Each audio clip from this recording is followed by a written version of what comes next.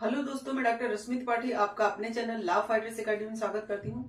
दोस्तों, आज के सेशन में जो मैं केस लेके आई हूँ वो राजस्थान हाईकोर्ट का लेटेस्ट केस है।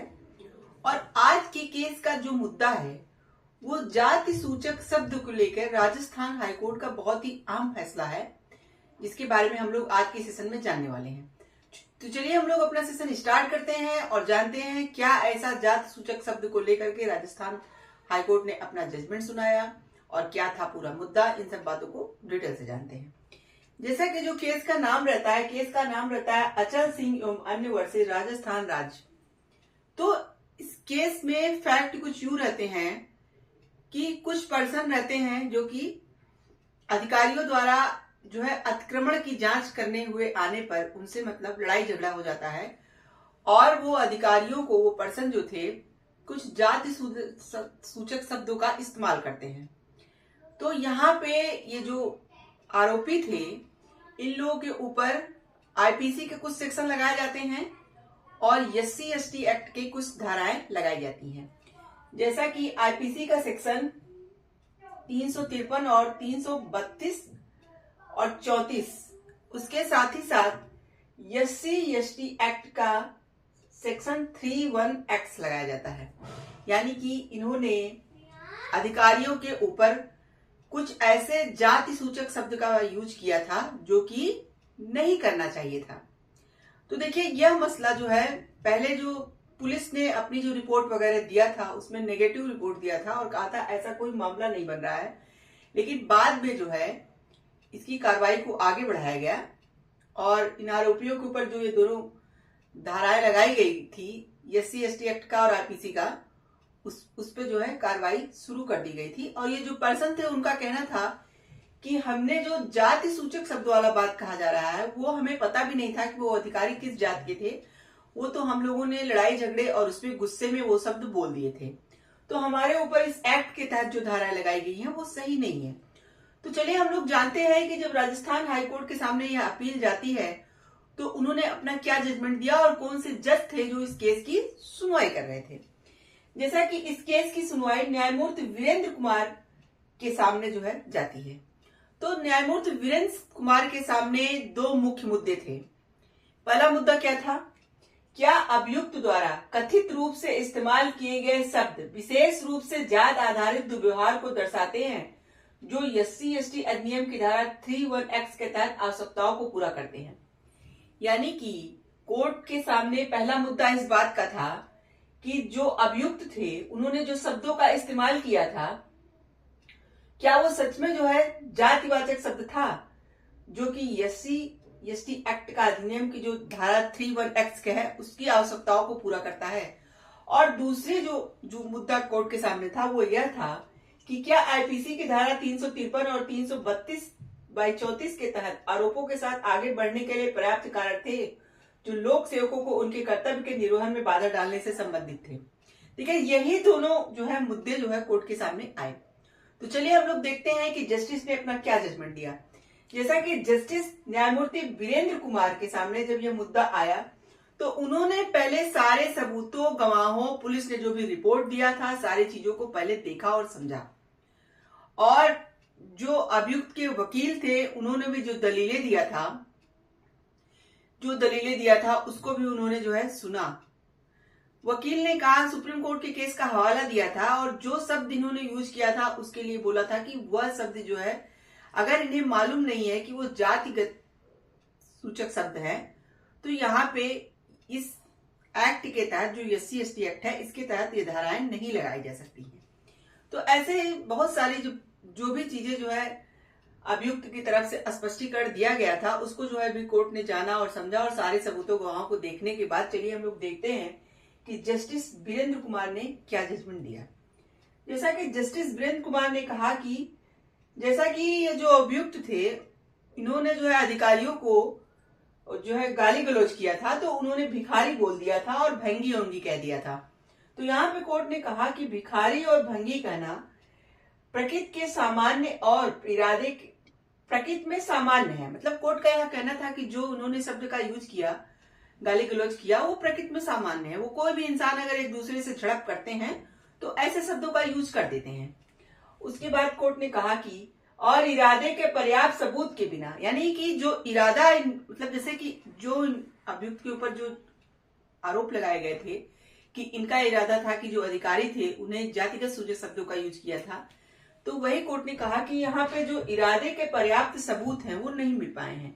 तो इरादे के पर्याप्त सबूत के बिना केवल जात आधारित दुश्मनी के लिए जिम्मेदार नहीं ठहरा जा सकता।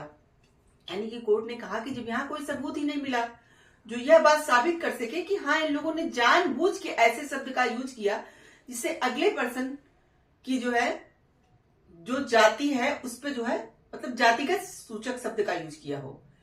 यहाँ पे पर्सन का तो ये कहना था कि हमें तो मालूम ही नहीं था कि जो वो अधिकारी थे वो किस जाति के हैं, तो उन्होंने झड़प में जो है ये बातें बोली थी। तो यहाँ पे कोर्ट ने कहा कि इस बात का कोई सबूत नहीं मिल रहा है कि भाई इन्होंने जो है इरादतन ऐसा काम किया था, मतलब इनका इरादा ही था उनको अपमानित करने का। तो उसके बाद कोर्ट ने कहा कि इसीलिए इनको दुश्मनी के लिए जिम्मेदार नहीं ठहरा सकता, जातिगत दुश्मनी के लिए। कोर्ट ने कहा केवल आपत्तिजनक भाषा जिसमें कोई जाति विशिष्ट इरादा ना हो SC/ST अधिनियम के वैधानिक आवश्यकताओं को पूरा नहीं करते हैं। यहाँ पे कोर्ट ने कहा कि केवल आपत्तिजनक भाषा का यूज करना जिसमें कोई जाति विशिष्ट इरादा नहीं था इनका, यानी इन्होंने आपत्तिजनक तो चीजें बोली थी लेकिन इनका इरादा नहीं था कि अगले पर्सन को अपमानित करना। जैसे कि इस सेक्शन के तहत जो है जो SC/ST अधिनियम के तहत जो सेक्शन लगाया गया था 31X वाला, वो ये कहता है कि भाई किसी को जो है सार्वजनिक रूप से आप उसकी जाति को लेकर के कोई अपमानजनक भाषा बोल रहे हो तो वहां पे आप गुनहगार माने जाओगे। तो यहाँ पे कोर्ट ने कहा कि ऐसा कोई उनका इरादा नहीं था, वो जो है सिर्फ अपने जो है लड़ाई झगड़े के चक्कर में ऐसा बोला था। उन्होंने गलत भाषा का यूज तो किया था लेकिन उनका इरादा नहीं था, वो यह बात जानते ही नहीं थे कि अगला पर्सन की जाति क्या है। तो यहाँ पे वही कोर्ट का कहना था कि बिना इरादतन अगर कोई ऐसा काम कर रहा है तो SC/ST अधिनियम की वैधानिक आवश्यकताओं यहाँ पूरा नहीं होती हैं। और कोर्ट ने यहाँ ये भी किया कि स्वतंत्र गवाहों की कमी है, यानी कि गवाह भी ऐसे नहीं मिल रहे हैं जो ये बात कहें कि हाँ इनको सब कुछ मालूम था, इन्होंने इरादतन ऐसा काम किया। तो स्वतंत्र गवाहों की कमी पर प्रकाश डाला एक ऐसा कारक है जिसने जाति आधारित दुर्व्यवहार के मामले को कमजोर कर दिया है।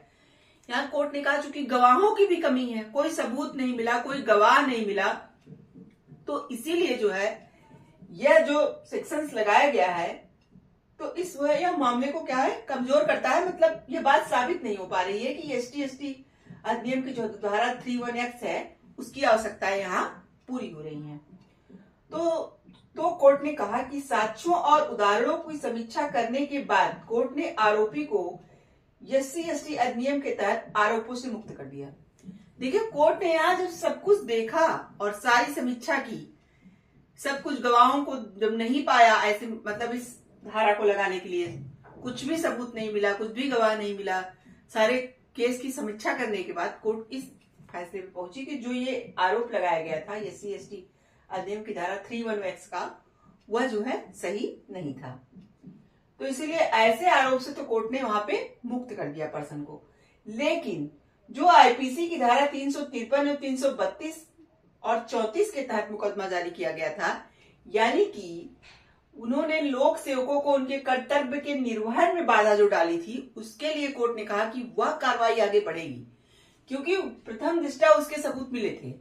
इन्होंने ऐसा काम तो किया था क्योंकि जब अधिकारी अतिक्रमण को रोकने के लिए वहां आए थे तो इन लोगों ने क्या किया, गाली गलौज किया, अधिकारी को अपने काम करने से रोका।